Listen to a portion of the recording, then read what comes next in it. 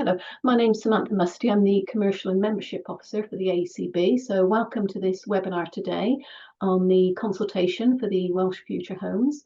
I'm delighted to say it's the first time we've done a joint webinar with the Passivhaus Trust.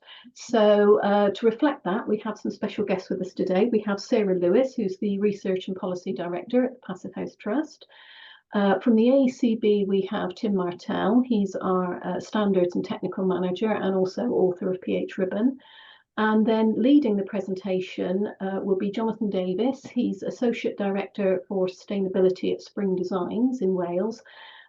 Best placed, he's best placed to do this webinar, not only an AECB member and certifier, but a Passivhaus Trust member and designer. So he does have a holistic approach on this one, so very well qualified to lead the presentation for us.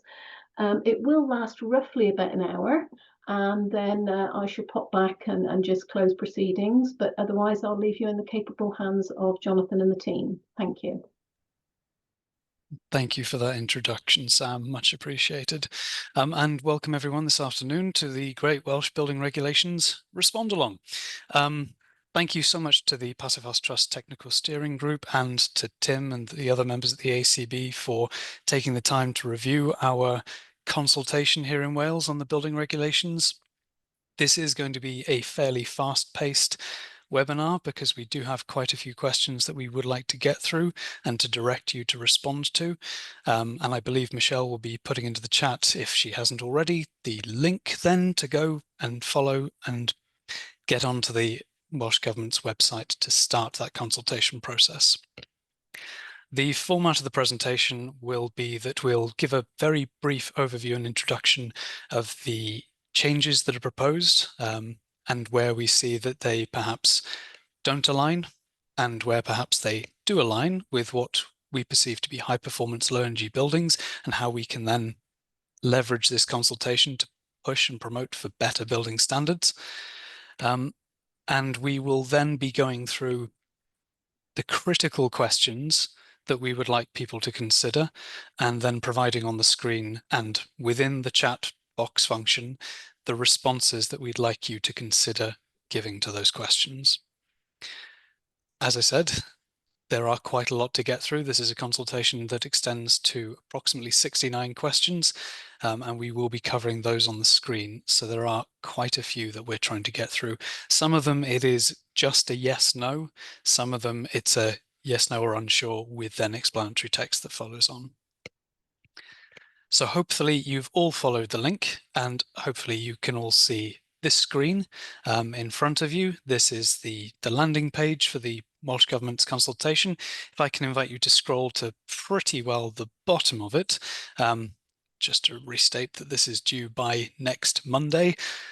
So if at the end of this session you feel like you're not going to have any time to come back to this, please just hit submit. Please get the consultation in. That's the important thing here. If you have time to come back and go through the rest of the documents, respond to the rest of the questions, then that's fantastic. But really, we want to try and get as many people responding to this as possible with a CarbonLite Passivhaus aligned response. So if you can scroll down to the bottom of your page, there is this how to respond with the green button saying respond online. If you click through on that, it will take you to the next page, where it goes through the consultation documents, and then there is a red box, as you can see at the bottom of the screen, which says start response. Again, if I can invite you to just go ahead, click on that, because then you're asked to enter your details, choose English or Welsh, go on and click next, and then enter your personal details. And while you are doing that, we'll give a very quick overview of the differences that are being proposed in the 2025 regulations.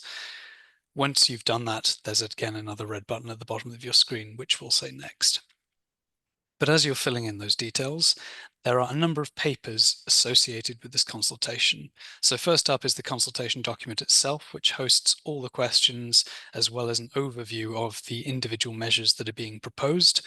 And these refer to Approved Document F, ventilation within dwellings, Approved Document L, Volume 1, dwellings, Approved Document L, Volume 2, buildings other than dwellings, Approved Document O, overheating, and there is also a cost analysis document. within the building regulations approved document L, this is the primary focus, I suppose, of why we want people to respond and get on board and push Welsh Government for those better building standards. Because Part L 2022, we recognise was a step in the right direction, but still not quite there. We've still got quite leaky buildings. We've still got naturally ventilated buildings. Again, it's not quite what we would like to see, and it's not what we know aligns with low energy or high performance buildings in practice. There are some good things that are proposed as common across the Part L 2025 proposals. The external wall U value is going up slightly, which we may disagree with, but in response to the addition of other technologies, such as the air source heat pump for heating rather than a gas boiler. However, at present, Welsh Government's preference is for something that looks an awful lot like the Future Home Standard. So in alignment with increasing that external wall U value, making it worse, we have an air tightness of 4, and we have DMEV as the preferred ventilation strategy within the notional specification.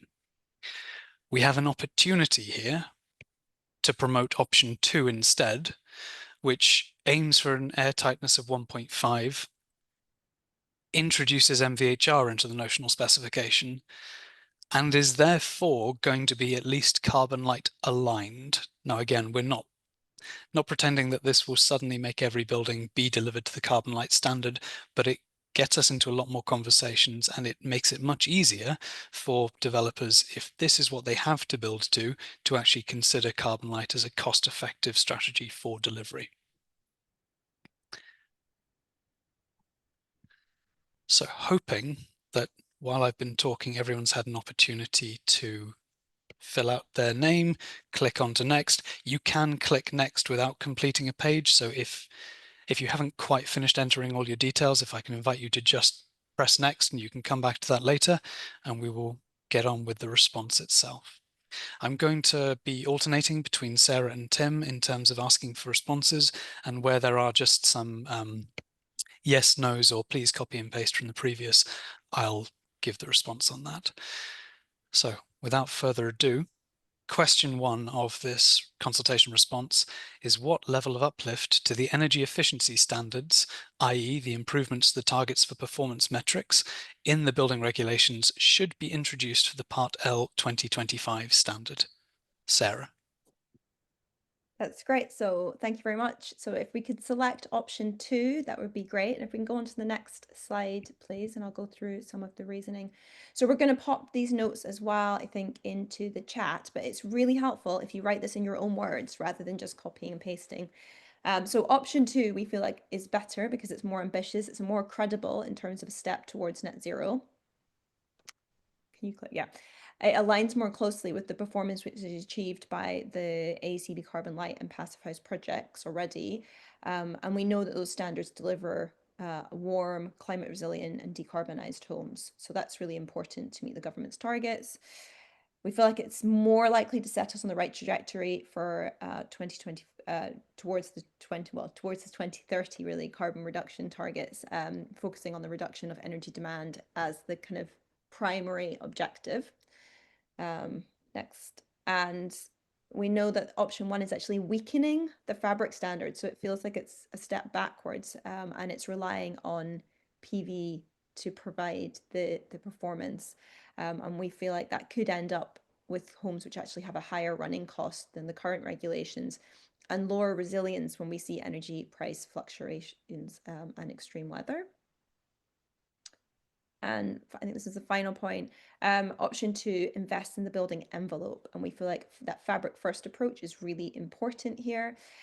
It's kind of longer term thinking. It's more equitable in terms of reducing energy demand, cutting fuel bills, and improving comfort and health in our buildings. So there is one more.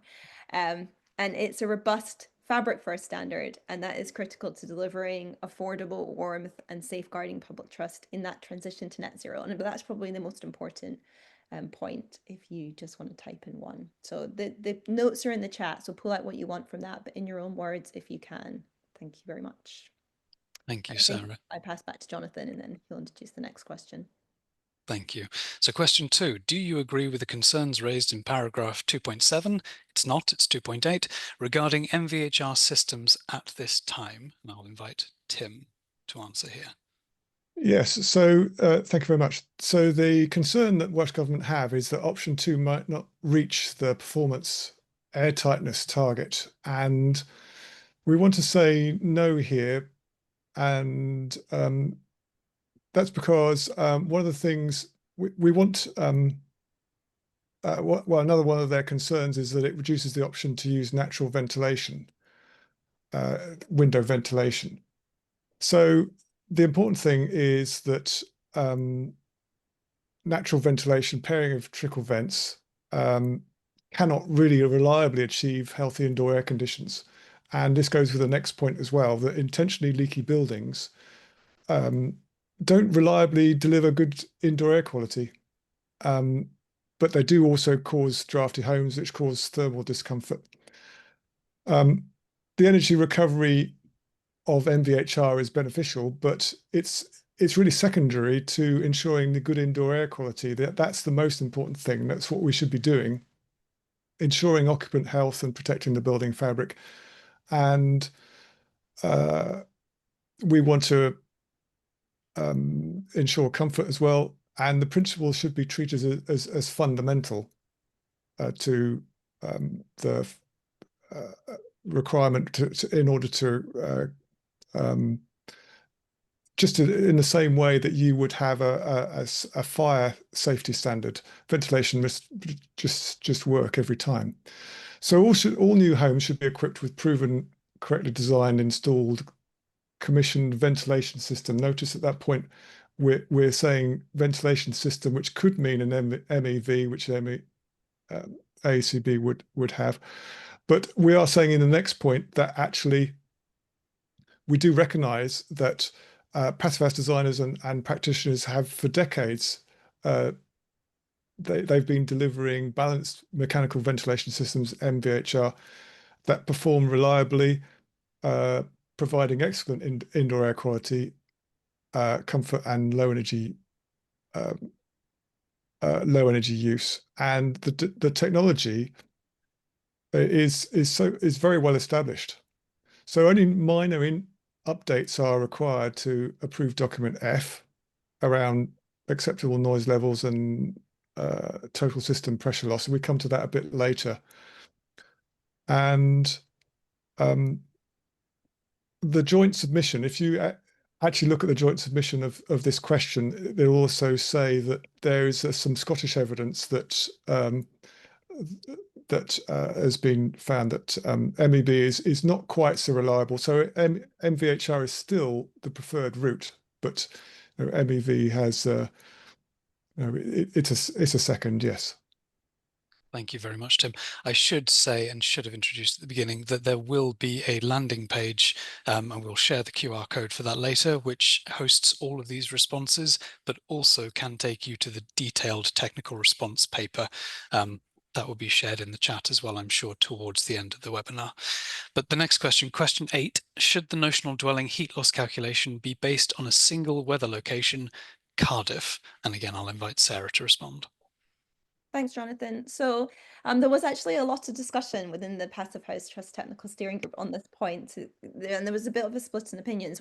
Ultimately, we've decided we're going to say no, and that we should use localised climate data, and I'll explain a little bit about that as we go through the answer. So first of all, Wales does encompass quite a wide climatic variation across different zones, so we feel like it's important that the climate data sets reflect that diversity in the demand calculations. The next point. At the moment when we're sizing, and it's the next point's very similar to this as well, but basically when we're doing heat pump sizing, knowing the actual demand for the building based on the actual climate weather files for that area is really important. And at the moment, heat pump sizing is done on localized weather data, so alignment with that feels like it would make a lot of sense, and it would make things kind of pretty robust and transparent across the country. I think I've basically said that, but if we don't use that, we could end up with undersized systems, and that's a real problem as we go to decarbonized heating, and we're relying more on these heat pump and low carbon technologies. And we're obviously thinking a lot about Passivhaus and AECB CarbonLite. We're thinking about buildings which are very well insulated, so they're actually quite protected from the boundary conditions around them, so those external conditions. But this building standard, as we've said, although we're getting closer, we're not all the way to these really low energy buildings. So actually, we are still talking about buildings which have a weaker fabric performance than AECB CarbonLite or Passivhaus. And in that case, we feel like they could be even more influenced by this variation in the climatic zone. So we think it is important and does need to be part of the response. One more point, yeah. And we feel like that as well is, yeah, I think that's sort of a repeat. So I think it's fine. I think that's enough to say. So I think we can move on to the next question. But I think the key thing is that we think it's important to have those accurate heat load and especially for those peak heat load calculations. And that has to be part of an equitable transition to low carbon heating. Thank you, Sarah.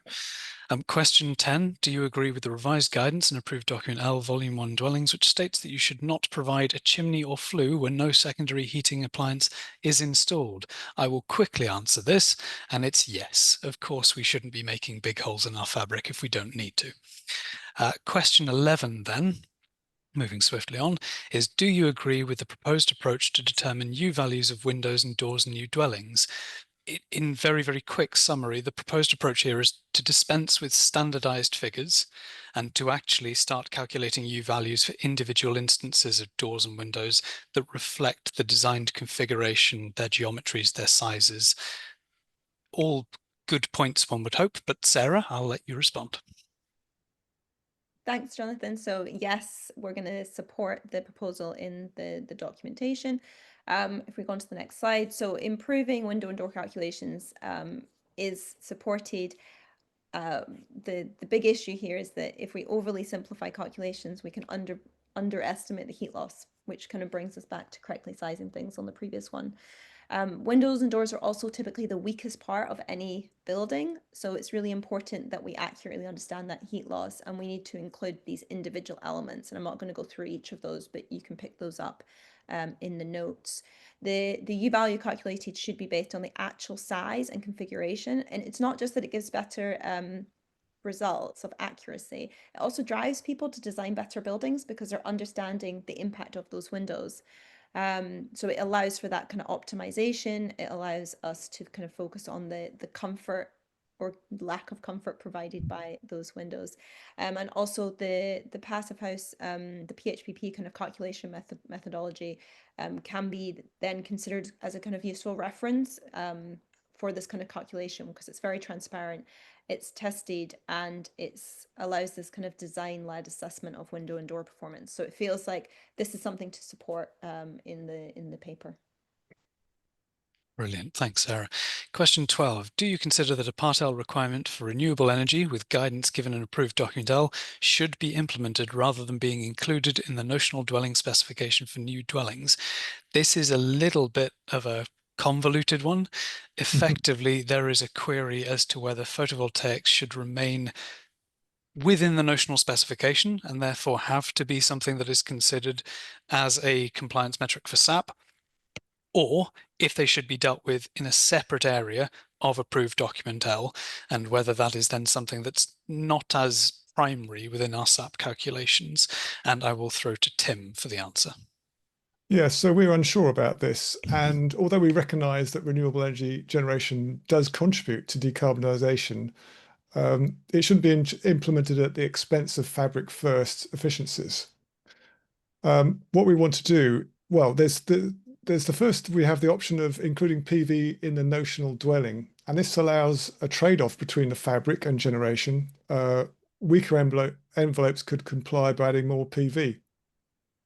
But the problem with this is it fails to deliver the same long-term occupant benefits of energy efficiency, resilience, and comfort that you would achieve if you invested in the fabric.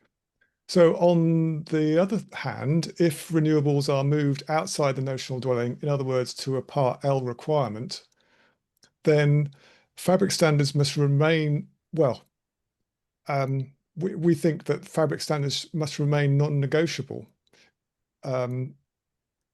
If the PV is moved to a requirement, then we can't be losing the fabric efficiency. We shouldn't have a reduction in air tightness, insulation, or space heating demand as a result of PV being added. And also, we think that the technical guidance must clarify when PV is genuinely unsuitable. You'll find that in paragraphs 2.40 and 2.41. So roof orientation, shading, design, constraints, etc. It should be clear how compliance should be calculated in such cases.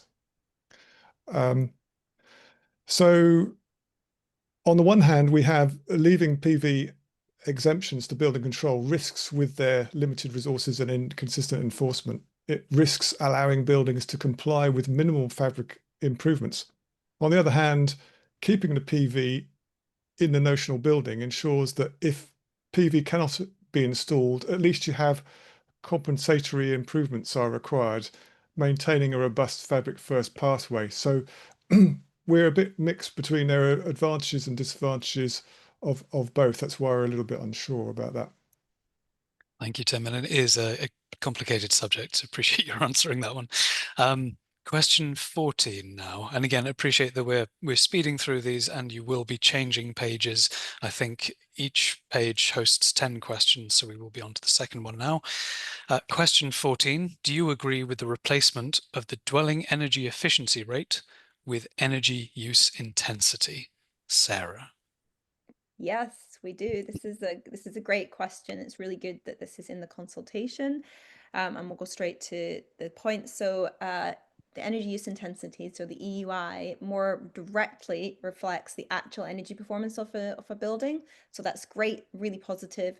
It provides much clearer insight into the expected energy consumption, and therefore it allows users, designers, energy policy people to understand the real expected performance and then compare against that. So this is like an absolute critical thing for us as we try to make buildings get better in the future. People need to be able to understand how their buildings are performing and how they've been designed to perform. So that's great. The metric itself has to be robust. It needs to be transparent. So we want it to be defined, including capturing both regulated and unregulated energy use in the home. We want to make sure that there's realistic assumptions in for occupancy, heating patterns, and the climate as well. We want it to reflect the impact of the fabric performance and heating system, rather than focusing too much on this idea of offsetting with technologies and PV. So we need to separate those two things, which is why there's the point about reflecting actual consumption. So import plus on-site usage, so minus the PV generation.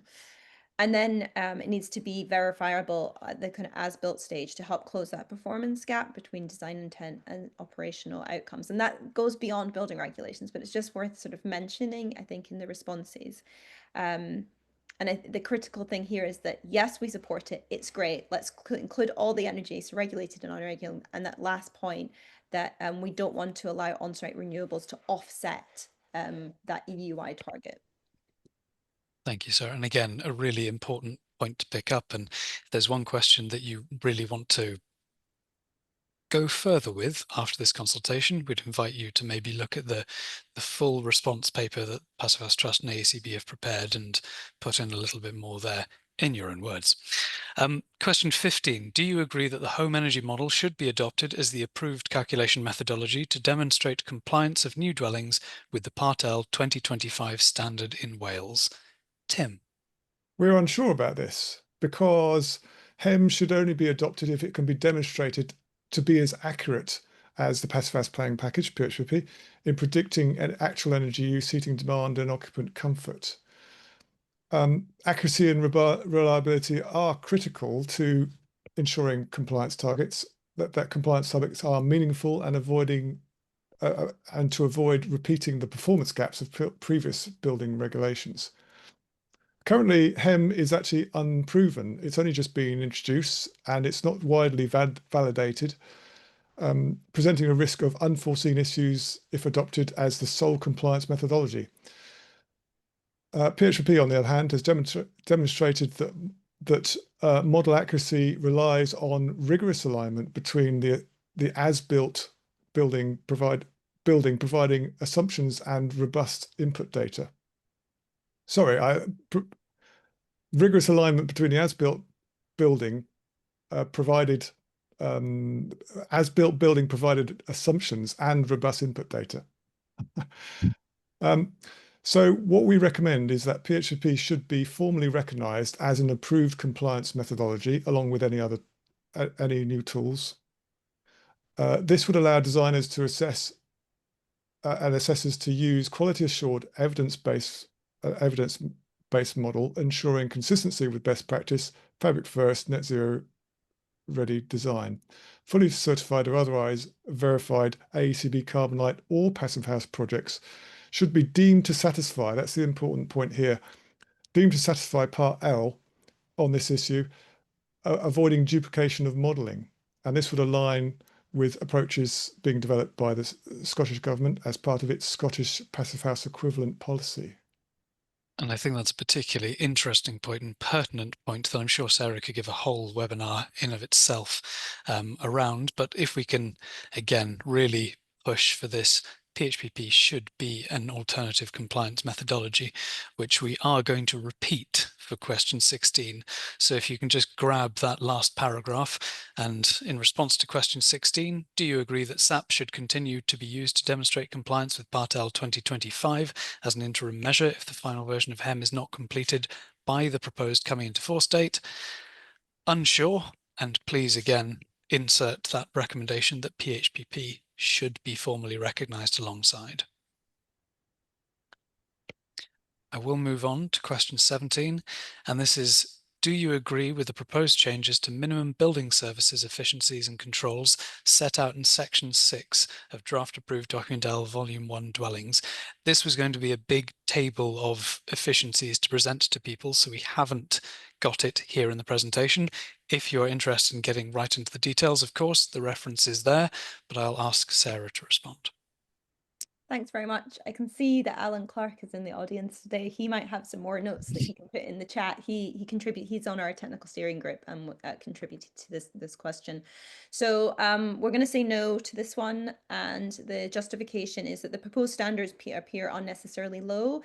For standard heat pumps, the coefficient, the seasonal coefficient of performance, the SCOP, works out at just 2.75 for space heating. And it seems unlikely that therefore it will deliver running costs which are competitive with current gas boilers. And that obviously risks undermining the whole decarbonisation process because it won't be affordable for people when this new regulation comes in. A higher overall seasonal coefficient of performance, including domestic hot water of at least 3.5 is recommended to ensure that we can guarantee for people that running costs are kept low and systems perform efficiently in practice.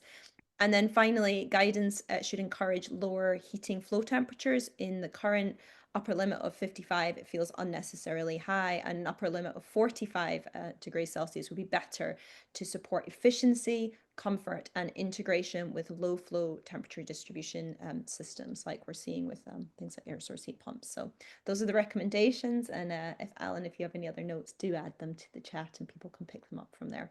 Thank you. Thank you, Sarah, and thank you again, Alan, because your insight was invaluable there. Moving to question 23, do you agree with the proposed changes?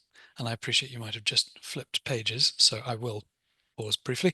But do you agree with the proposed changes to approved document F, volume 1 dwellings, to improve the installation and commissioning of ventilation systems? And Tim, I'll ask you to respond. We're unsure about this because ventilation systems must be fully integrated with clear guidance on airtightness, ductwork design, commissioning and verification. And the design, sizing and installation is as important as the final commissioning for achieving efficiency, comfort, etc., occupant well-being. One of the reasons we're unsure is because the current draft of approved document F doesn't fully address all the key issues. Some guidance is missing, particularly section C4. So what we're suggesting is the following is essential. Room noise levels should be calculated in dBA SPL to ensure acceptable acoustic performance in all habitable spaces. Duct pressure losses for domestic MVHRs are typically tested at 100 pascals, which should serve as the effective upper limit. And the whole design approach should be integrated. Calculating room noise and duct losses should be at an early design stage, not just an adjustment at commissioning. So over-reliance on fine-tuning during commissioning can't compensate for inadequate design. Another point is that they want to introduce powered flow hoods, which typically about £2,800 instead of vane anemometers, which are typically around about £650. There's more information in the notes for the supplied by Welsh Government on this. Those figures are from their document. So we found, well, the AECB and Passivhaus Trust have found that vane anemometers, I'm assuming with an appropriate hood with them, are sufficiently accurate for commissioning systems in Passivhaus homes. I say that because that's the assumption that was in the Welsh document, that they would be with a hood. Powered flow hoods may offer a slight convenience, but the differences are minor when systems are designed correctly. That's what, Thank you, Tim. That's what we think. We are now jumping forward a couple of sections, so I appreciate that people will have to click next a couple of times, scroll to the bottom of the page, click next again, possibly again, possibly again. So just wasting a little bit of time. But the next question that we are moving on to is question 48. This asks, what level of uplift to the energy efficiency standards in the building regulations should be introduced in 2025? She's keen to answer it, so Sarah, go for it. Oh, this is another easy one for us. So we are saying option 2, which is the higher improvement in the CO2 reduction. So, and the justification is that this just all links back to everything that we've already said about why option 2 is the preferred option. So that kind of level of carbon reduction is necessary as a target for us, and it avoids us ending up in a situation where we're going to have future retrofit costs as we have to further decarbonize buildings. And we know that option 2 is much closer to delivering affordable, comfortable and resilient homes across all kind of development types. To ensure that meaningful outcome and close the performance gap, we think that uplift should include the things which we've kind of mentioned previously, but this is also building on that. So we want to have a maximum kind of limit for space heating demand, which isn't currently in there. But there's also the air tightness target. The air tightness target for option 1 was really weak. It was 4. And we really are pushing for option 2 because that's bringing the air tightness to 1.5. And as Tim said, regardless of the ventilation system, that tight air building fabric is the best way to get an energy reduction and works with any of the ventilation options that we would be looking at, or it's better than a leaky building with any of the other ventilation options. Again, it's the only one where we've got that fabric first approach to reduce the energy loss through the building fabric. And we want to make sure we've got a reduced scope for trade-offs with renewable generation, because that is, again, not clear in the current way that the guidance is written. And finally, it's an opportunity again to just reiterate this piece around we need robust compliance and verification processes, including recognition of useful tools, of which PHPP is one. So if it could be an approved compliance methodology for modelling, that would be really good. And it already aligns with all the practitioners who are delivering CarbonLite and Passivhaus certified projects. And is already on the table for Scottish Government. So again, if one domestic nation can consider it, why can't we? Yeah, it's also in other things, you know, it's in the PASS recommendations, PASS 2035. So there's this recognition that it's a useful tool. So it makes sense that it's an alternative means of compliance. And that will crop up again before the end. Question 49 next. Do you agree with the methodology outlined in the National Calculation Model Modelling Guide for the Part L 2025 standards? So non-domestics now. And Tim, I'll invite you to respond. No, essentially. The Passivhaus Trust and AECB support the intention to standardise the NCM guide. But what we feel is that the CSBEM is less accurate than the SAP in predicting actual energy use. It underestimates space heating demand, overestimates the effect of renewables, fails to capture the performance of highly insulated airtight buildings, such as the AECB or Passivhaus buildings. The methodology, we think, should have evolved to reliably reflect both fabric performance and heating system efficiencies, including distribution and storage losses, avoiding assumptions that allow poor fabric to be offset by renewables or high performance plant. So we think the methodology should be validated against real world data, including low energy and ultra low energy buildings, such as, of course, our buildings, to minimize performance gaps and between the predicted and as-built performance. They should also include regulated and unregulated energy use to give a full picture of energy consumption. And as the same point as we've been mentioning all the way through, they should recognize PHP as an approved compliance methodology for designers and assessors, given its internationally recognized track record in predicting actual energy demand. Thank you, Tim. Question 50. Please provide any further comments on the CSBEM tool which demonstrates an implementation of the NCM methodology. And here again, we would invite you to simply enter the same answer as the previous question.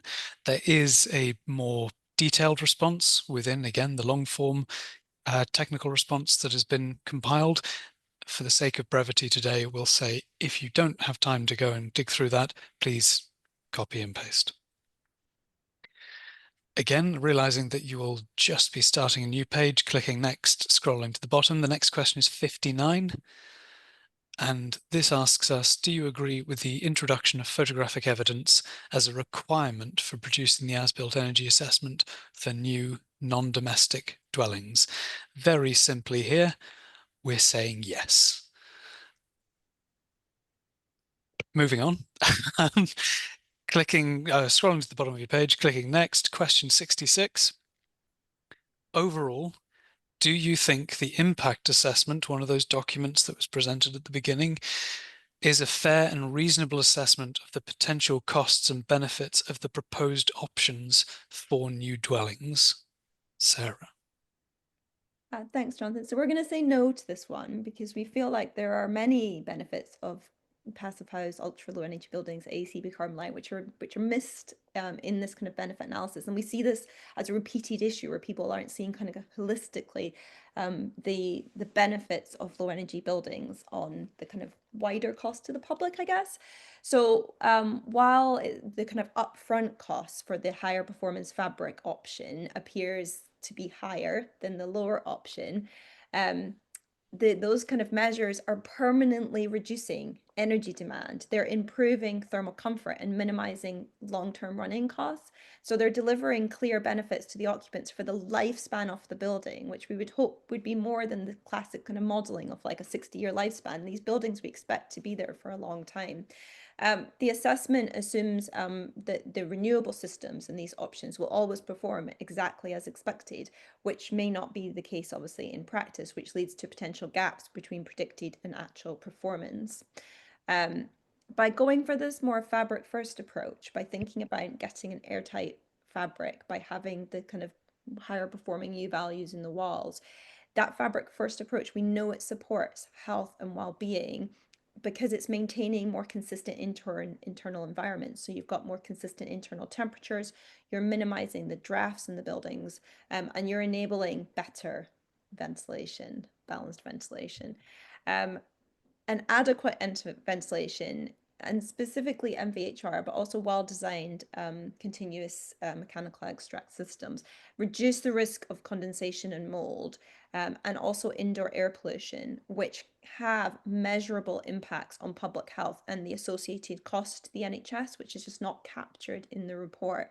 And evidence from Passivhaus projects demonstrates there's a very low instance of indoor air-related health issues when ventilation is correctly designed and when it's correctly commissioned. And then finally, investing in these kind of high quality building envelopes is more reliable and cost effective in terms of a route to net zero than just business as usual with some bolt-on technologies. And it also does this additional thing, which we don't feel is fully captured around giving these occupant health benefits, which is wider societal benefit that we get from having our buildings designed to this higher standard. And that's across homes, but also the non-domestic stock as well, because those are the buildings in which people are spending their time, the schools that we're educating our children in, the hospitals that we're sending our sick to. So it's really important that we get this correctly understood, the wider implications for these standard improvements. Thank you very much, Sarah. And as anyone who lives in South Wales in particular will know, the M4 corridor is where a lot of our development is expected. The M4 corridor is also notoriously plagued by 50-mile-an-hour zones because of air quality and associated issues. It is something that is immediately pertinent to the development that we're going to see happen in the next decades.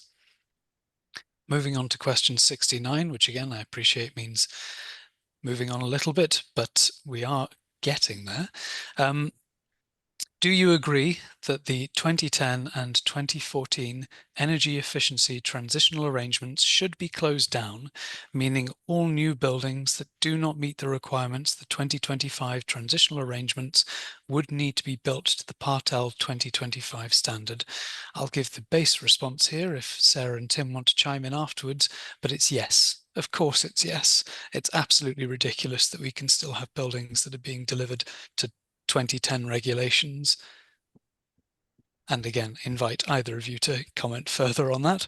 But apart from that, actually, we're done. Those are the critical responses or critical questions that we would invite you to respond to. I know that we've been whipping through this, and I hope it hasn't been too fast for people to follow. We might now pick up questions in the chat saying, please God, slow down, but hopefully not. This is the QR code which will take you to the page where all these responses that we've just shared on screen and within the chat box are more conveniently located, as well as links to both the full technical document detailing the full response to these questions and a couple of others, and another link to the Welsh Government consultation on that page. But really, unless there are lots of questions to go through, it just remains for me at Spring to say thank you very much. And Sarah and Tim, I'll let you say your piece. Thanks so much, Jonathan. Fantastic hosting. We rattled through that really quick. And we hope that everyone now can take those other 15 minutes that's in your diary, booked out, to just complete the consultation. There's always this temptation to be like, oh, I'll just save where I am and I'll come back to it tomorrow. And that's a good intention if you're going to do it.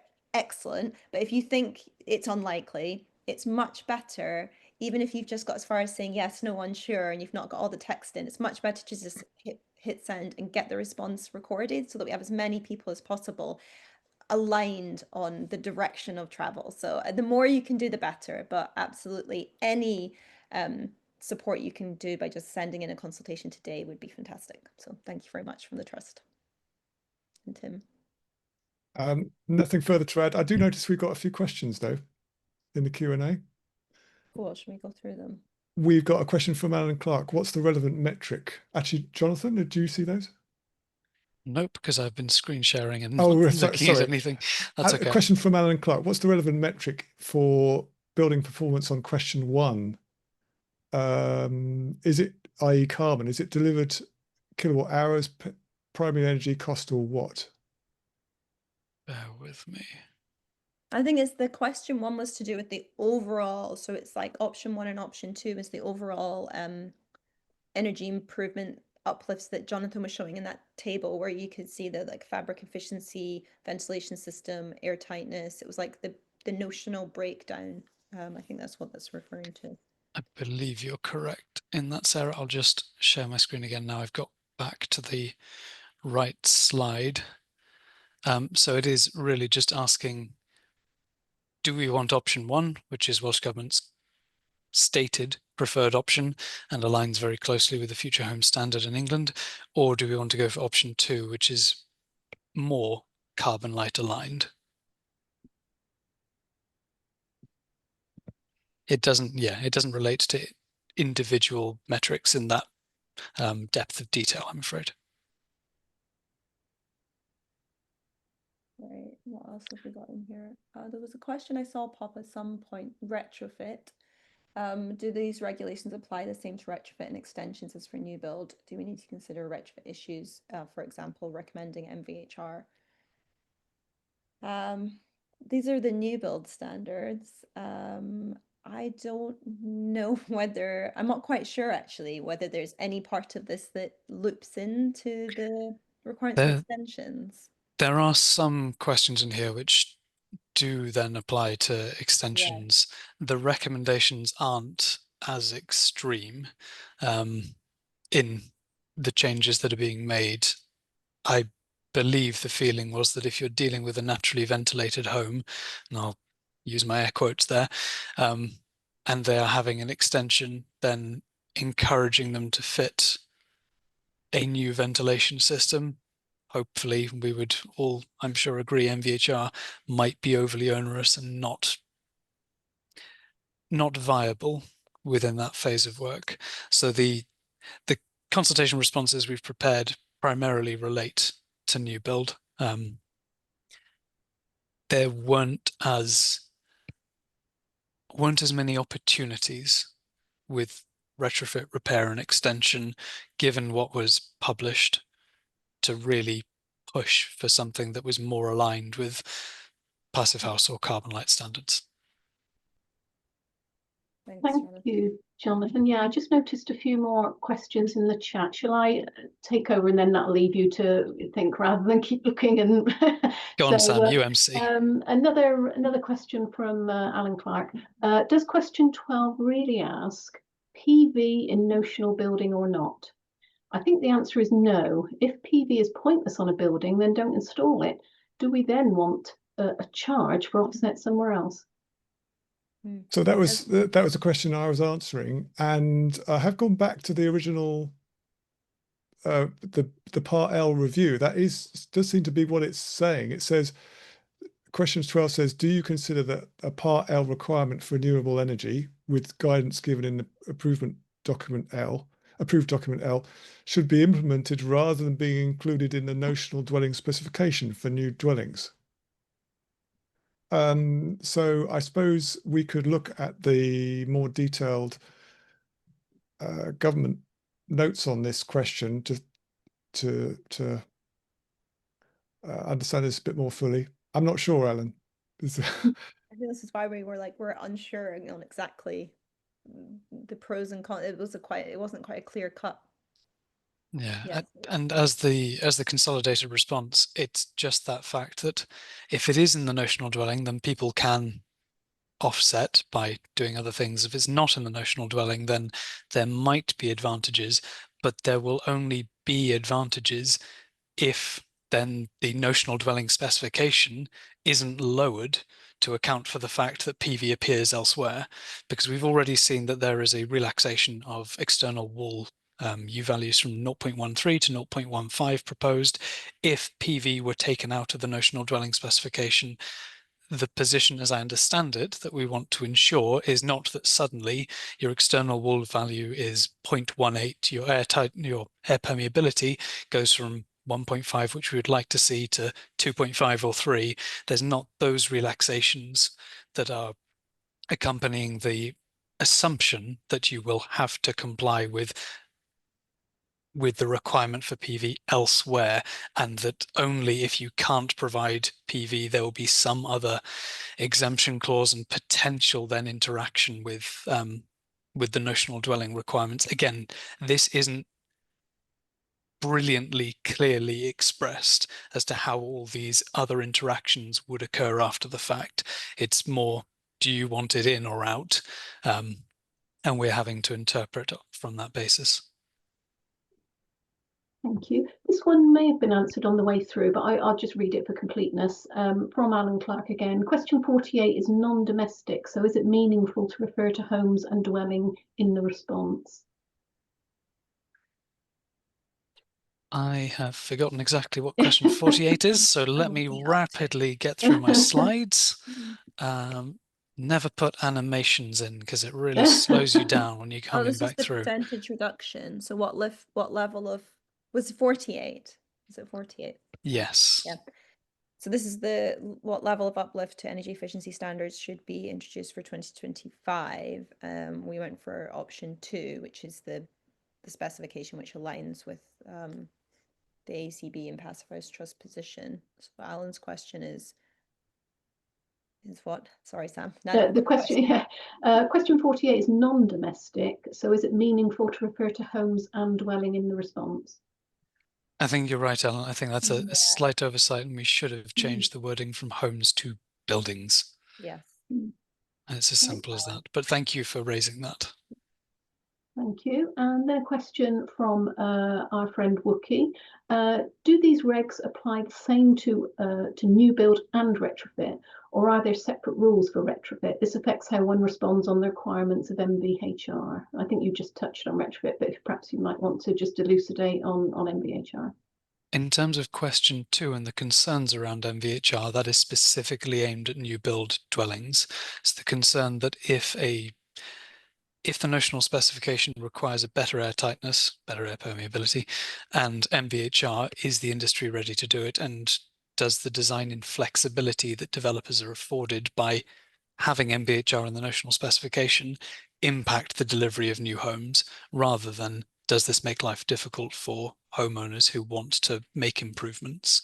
The other question on ventilation, struggling to remember. Again, don't have a presentation up with loads of animations that you're struggling to look through for the relevant questions. I'm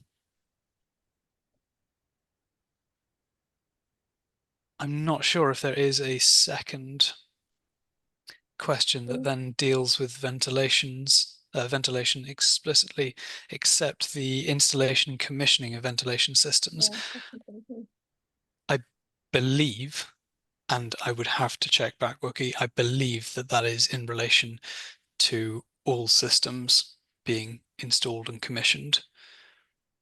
I certainly would hope so, and if there is ambiguity when we go back and look through the statement, then maybe we need to make it clear that if this doesn't apply to new build and retrofit, then it needs to, because retrofit should be treated equally and have the same care put into it as a new build. Thank you. Following on from MVHR, our friend Xing Zhang from Cardiff Met University is here. She would like to ask, how would MVHR perform in old solid wall houses that aren't very airtight, even after installing insulations? And some of the tenants mentioned feeling drafts in their bedrooms with MVHR. Would PIV with extract fans work better and cost effective in that case? So, well, Jonathan's smiling. I mean, it was probably beyond this webinar to go into like building design specifications and advice. I feel like we would be too short in our responses to give a proper response to the question. I think there's no part in this consultation that we're recommending MVHR for all buildings, for all retrofit buildings. That's not the intention of the responses, which are being focused more on the new build requirements within the consultation. There's lots of ways, not lots of ways, there is more than one way to provide healthy, balanced ventilation in buildings. The critical thing is it needs to be carefully designed, and then it needs to be, as Jonathan says, it needs to be installed and commissioned correctly, regardless of what type of ventilation it is. So those are the things which we have the ability to comment on in this consultation. So that's why the focus has been on the new build in terms of the MVHR provision, and then in terms of the building's wider installation and commissioning. Those are the key things we've got the opportunity to get across in this consultation. Thank you, Sarah.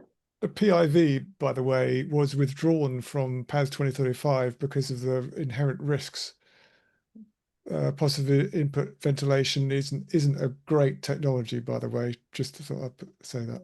I was holding off making that comment, Tim, so I'm glad you did. But yes, as a designer, I would never implement PIV. It's inherently risky. It's not us. It's PAS 2035 said it, not us. I mean, There we I go. suppose There's our get out. since we're delving into design now, with that response, on the MVHR point, I would say a well-designed, installed and commissioned MVHR system should not, the user should not experience drafts. So if there's an MVHR system where there's drafts in a bedroom, there's a problem there in the design, the install, or the commissioning of that system. So again, it comes back to getting the systems correct, the design right, and then the install and commissioning. And the install and commissioning is the bit that we've got some control over in the consultation responses. Thank you. And one of the members of our audience actually chipped in and is supporting what the panel have said. So Stuart Clark, in response to Yu Xingjiang, has also said solid wall houses are more airtight than you think. PIV is not compliant with the building regs. So that was just echoing what Tim was saying as well. So everyone chipping in on it. And then one last comment. I think we'll take one last one. Again, it's from our friend Wookie from the east of England. Somewhat tangential to this session, but it came up. Is anyone here looking at HEMS versus PHPP comparisons, or knows who is doing that research? It seems to me this is an important thing that someone or somebody should be doing. I've not had time yet, he says. HEMS being HEM as in the home energy model, I assume, yeah. That's been HEM, yes. Yeah, so the Passivhaus Trust has done modelling looking at earlier versions of HEM. We did PHPP models and we modelled it against, first of all, SAP to see, and we were getting a kind of, I think it was just over 500% performance gap on space heating demand between PHPP and SAP. So it was like pretty significant in that if you had a 500% performance gap on site, you'd think something had gone pretty wrong. And that's effectively the built-in performance gap before you even get to site. So that wasn't great. And then we did model it with the first iteration of HEM, which had come out, or one of the early ones. And we were seeing a pretty close alignment between HEM and SAP. So that wasn't very reassuring. But having said that, the underlying physics, the model of HEM seemed pretty robust. It was more to do with the assumptions which were being built in through the wrappers, which are going around these things, which are much more pulling it back to kind of a business as usual approach. So we haven't done it on the latest, and it's been through it, and that the last work we were doing was, it must be over a year ago now. So there is another iteration. Scottish Government have also launched their wrapper, which we haven't had a chance to model yet either. So the core physics model seems, from the work we've done, relatively robust, and the wrappers are kind of the critical piece here, and that's the bit that goes around it that you engage with. So I think it's a bit watch the space. I do know that PHP was one of a methodology which was being considered in the benchmarking for the teams that were looking at it. I know that they were aware of PHPP, so you would hope that some alignment is being found and that it will become a robust tool. I think one of my big issues, not issues, but one of my concerns with HEM is that it's going to be more complex than SAP, and we don't have it yet, and all these regulations are coming in. The Future Home Standard it's due right now, and it's like, well, we don't even have the tools, like and now we're talking about having like another version of SAP to get through the beginning of the Future Home Standard in England. And you just think, we've got tools that work, there's training programs built around those tools, there's practitioners delivering buildings using the tools, checking performance in use, and it all aligns. So why don't we all have it at least as an option for those who want to just crack on with something they know works? So that's deemed to satisfy. Exactly, deemed to satisfy, approved methodology. Well, thank you, everyone. I think that puts us, well, just 1 minute to go. What timing? How brilliant is that? So I'd just like to say thank you to our panel today for leading us through that consultation. And thank you to our audience as well for participating. Very engaged you are, and thank you very much. I hope you enjoyed this joint presentation. As mentioned previously, it is being recorded, and the recording will be available by the end of tomorrow, or certainly by the end of Friday, on the AECB website, if you'd like to go back through it again. There are a number of other webinar recordings if you'd like to access them, if you'd like to come and say hello to us at the AECB. Our next webinar will be on Tuesday the 20th of January, delivered by Gerald Thacker from Greengage Building Consultancy, and he'll be looking at how to achieve CarbonLite standards with listed and heritage buildings. So we'll be moving back to retrofit from the start of next year. And by all means, come and say hello to us at the AECB. You're welcome to subscribe to our newsletter, join us. We're also the PHPP and PH Ribbon resellers for the UK. So if you feel you would like to get involved there, we have product available in the shop for you. And we also have a full training suite as well. So, but thank you today very much. Hope you enjoyed it, and hope to see you again soon. Thank you very much.